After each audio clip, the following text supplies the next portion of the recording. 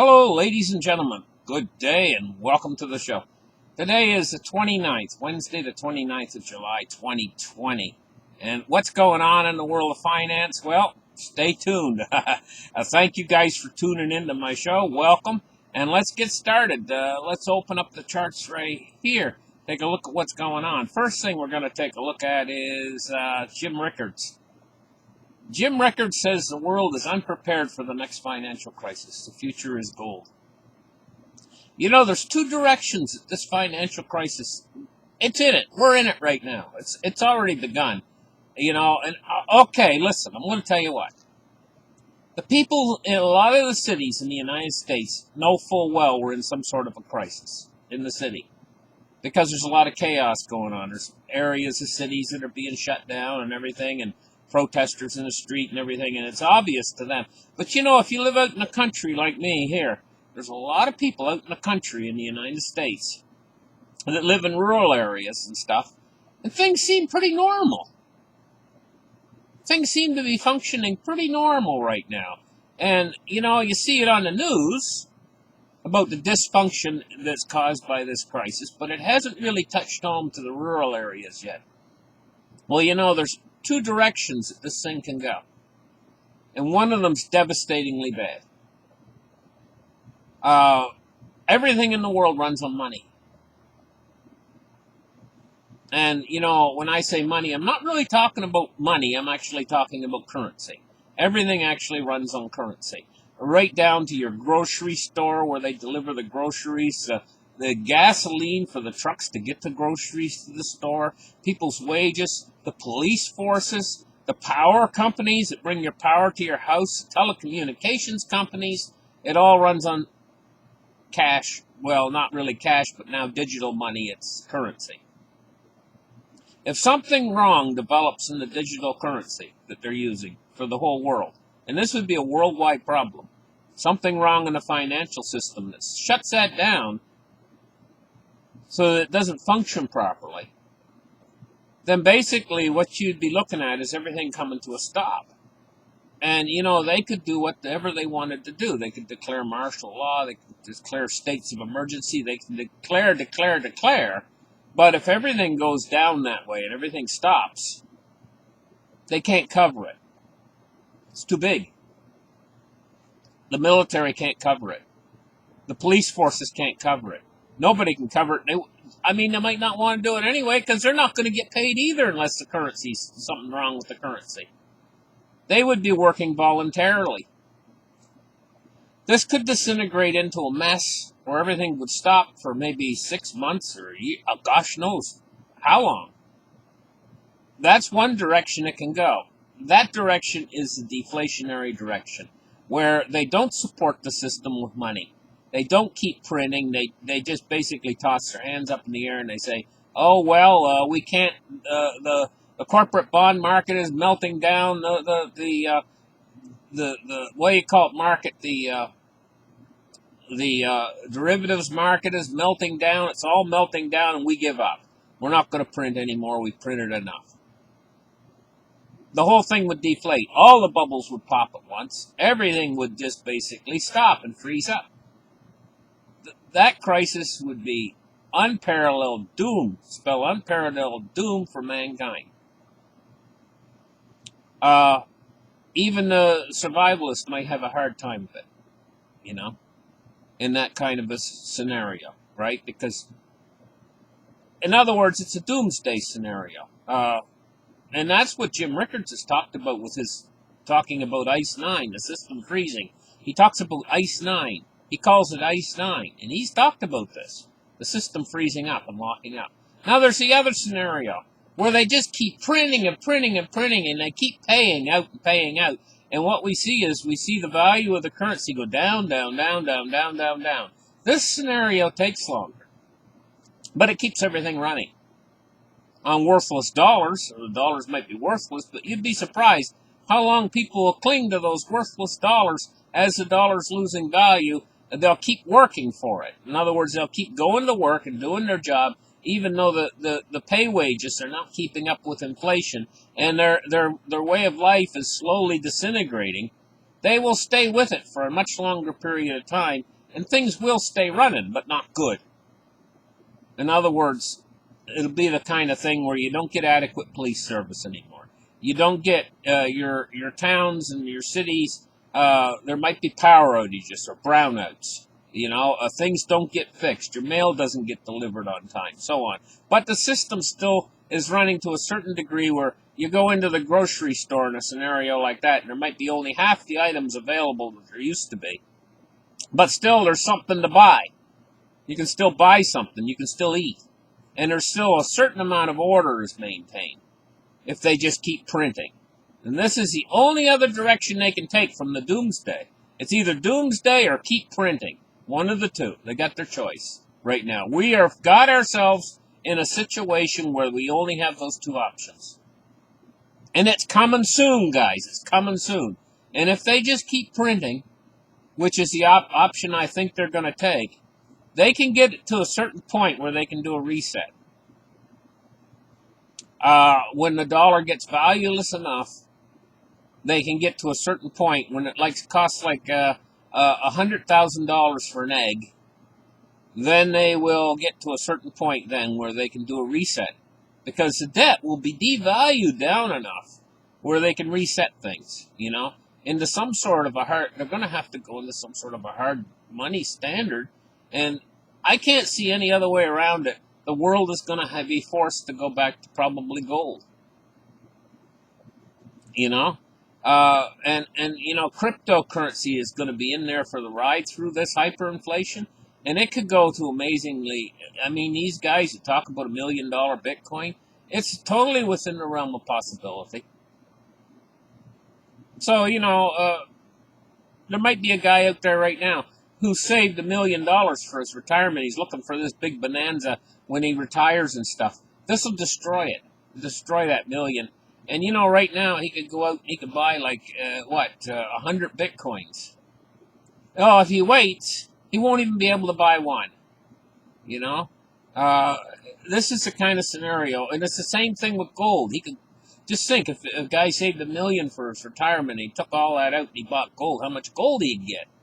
He could get a whole suitcase full of gold. A whole, heavy enough it would be hard to carry. It'd be way I can only guess right now because I'm talking extemporaneously. But it would probably be a pretty heavy suitcase. Maybe 100 pounds, I don't know. Anyway, okay, let's move on because I'm kind of rattling away a little bit right here. But let's take a look at this. Iran has made this thing in the ocean. And, it does. It looks kind of like an aircraft carrier. It's pretty big. It must be a couple 100 feet long. It looks like it's made of plywood. Let me focus in on it here so you guys can see it better. I'll bring the picture up. It looks like a plywood ship that they've made out in the ocean. Anyway, they've blasted it with missiles and stuff. And this mock-up U.S. aircraft carrier, they're calling it. But I would say, in my estimation, that that's a huge waste of plywood. You know how many houses they could build with that much plywood? They could probably build 20 houses, 30 houses to house poor people that, and they just blast the thing with their missiles. It's not going to work like the real aircraft carrier anyway.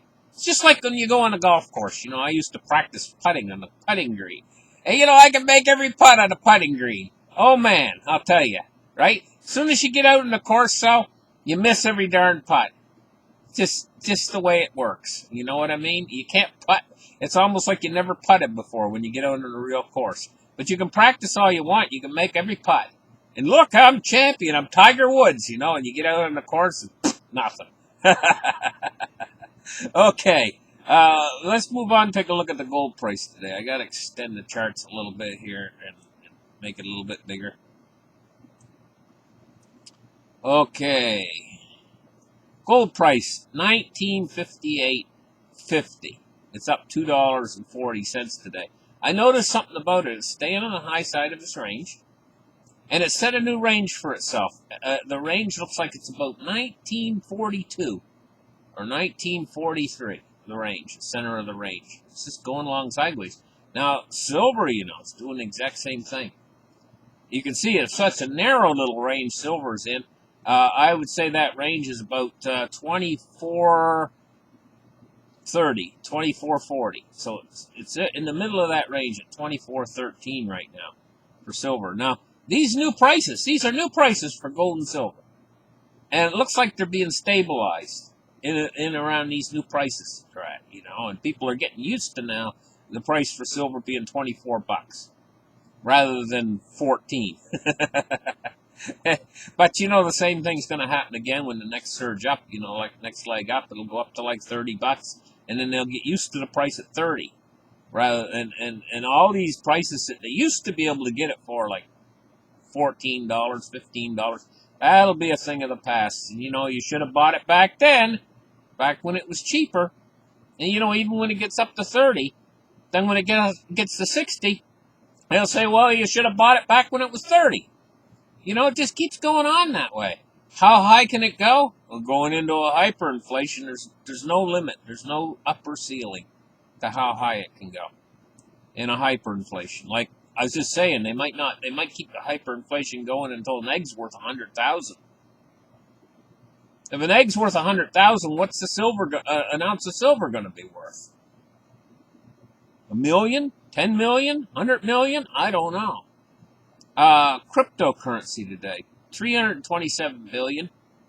Bitcoin dominance at 62.8%, and a Bitcoin price of $11,157. Now, I think there's just seems like a few weeks ago I was saying the Bitcoin price is like 8,700.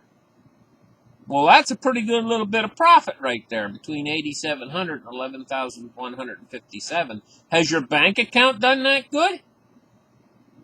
Okay, Dow Jones today. We're looking at 26,446. It's up 67 points. This is the most dangerous market in the world right now, guys, to be in right now. The amount of profit that can be made at this point after this rally we've had is minuscule. Yeah, you might make a little bit of profit. Might go up a little bit more, but it's minuscule compared to the downside risk. The downside risk on this thing right now is enormous. Now, okay, we get the big crash. Say we get the big crash in the stock market. Fed comes into the rescue. If you're able to buy on that bottom, instead of holding stocks right now, but if you got your powder dry and you buy in on that bottom, totally different story. And we could be looking at a bottom like 13,000 or something. You buy in on that bottom, then it's a totally different story. Because then the upside potential is great, just like it's already happened. I mean, take a look a few months ago. Let's take a look in a 1-year chart. See this drop right here? This precipitous drop down to like 18,000? The people bought in on the bottom of that right now are sitting pretty. It's up to 26,000, That's the one to buy. And your strategy for gold and silver right now, what it should be? Buy on the dips. If you've never been in gold and silver before, buy on the dips and have a long-term strategy of accumulation is probably the best way to go with that. Let's take a look now at crude oil, 41.39. It's up 35 cents on the day. That's not very much, but it is creeping up because it was around $40 last week. Now it's up to 41.39, so it's creeping. It's creeping upwards. U.S. Treasuries today. We're looking at the long end, just on the long end, rising yields for the first day in a long time. But the whole lower end is everything from the 10-year down is falling yields. But this is changing direction so quick. Just a few minutes ago, it's changed direction a lot, just in the last few minutes. The U.S. 10-year is at 0.579, and the U.S. 30-year is at 1.23 today, with a rising yield on the 30-year of 1.5 basis points. Now let's take a look at the U.S. dollar index. 93.46, and she's dropping down slowly. today. She's down a quarter of a penny. Thank you guys for listening to my show. Remember those thumbs up, guys. They're important to my channel. And we'll see you guys in the next episode. Bye-bye.